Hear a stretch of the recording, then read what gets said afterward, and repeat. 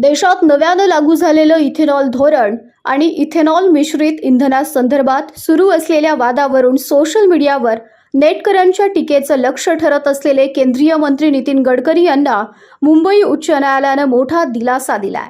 गेल्या काही दिवसांत सोशल मीडियावर नितीन गडकरी यांच्याबद्दल मोठ्या प्रमाणावर व्हिडिओ आणि इतर मजकूर पसरवण्यात आला होता। या विरोधात नितीन गडकरी यांनी मुंबई उच्च न्यायालयात धाव घेत मेटा, गुगल, एक्स या समाज माध्यमांवरील सगळा मजकूर हटवण्यासाठी उच्च न्यायालयात धाव घेतली होती। काही दिवसांपूर्वीच उच्च न्यायालयानं नितीन गडकरी यांची ही याचिका दाखल करून घेतली होती। बुधवारी न्यायालयात या प्रकरणावर सुनावणी झाली।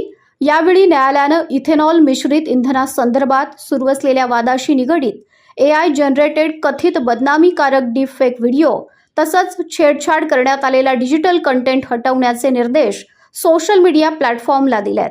न्यायमूर्ती आरिफ डॉक्टर यांच्या एकलपीठानं हा निकाल दिलाय।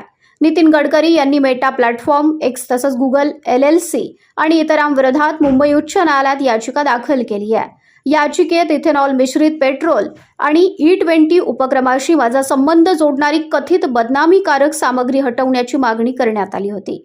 तसंच हे दोन्ही उपक्रम केवळ केंद्रीय पेट्रोलियम आणि नैसर्गिक वायू मंत्रालयाच्या अखत्यारीत राबवले जातात आणि त्यांचा काहीही संबंध नसल्याचा याचिकेत दावा करण्यात आला होता। संबंधित मजकूर आणि व्हिडिओ प्रथमदर्शनी खोटे, बनावट, द्वेषपूर्ण, आक्षेपार्ह आणि अत्यंत बदनामीकारक असल्याचा दावा करत हटवण्याची मागणी गडकरी यांच्या मार्फत करण्यात आली होती। संबंधित सोशल मीडिया पोस्टमध्ये गडकरी आणि त्यांच्या कुटुंबियांनी या योजनेतून आर्थिक लाभ मिळवल्याचा करण्यात आलेला आरोप खोटा आणि दिशाभूल करणारा असल्याचा दावा याचिकेत करण्यात आला होता।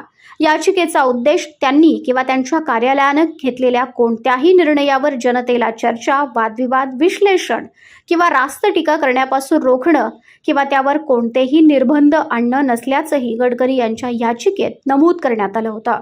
मुंबई उच्च न्यायालयानं नितीन गडकरी यांचा हा युक्तिवाद मान्य करत इथेनॉल मिश्रित इंधन वादाची जोडणारा कथित आक्षेपार्ह, बदनामीकारक आणि AI निर्मित मजकूर हटवण्याचे आदेश दिलेत। अशा प्रकारचा आक्षेपार्ह मजकूर हटवण्यासाठी प्रभावी यंत्रणा नसल्याबद्दल न्यायालयाकडून चिंता व्यक्त करण्यात आली आहे।